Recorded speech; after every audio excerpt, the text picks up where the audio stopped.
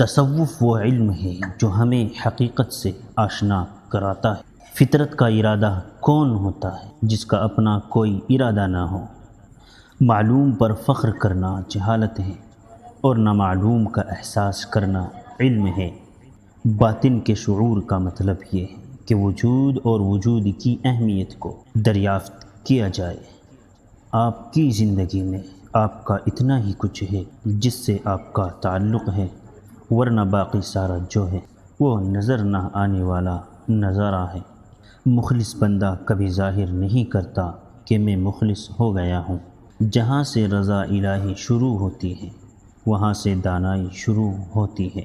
کرامت اور توجہ حال کے ساتھ، انسانوں کے ساتھ، آنے والوں کے ساتھ اور جانے والوں کے ساتھ متوجہ کرتی ہیں، اور فقر متعلق کرتا ہے اللہ کے ساتھ۔ اگر ارادہ مسلمان ہو جائے تو پھر آدمی مسلمان ہو جاتا ہے، اور باطن یہ ہے کہ آپ کا عمل آپ کے ارادے کے ساتھ ہو جائے۔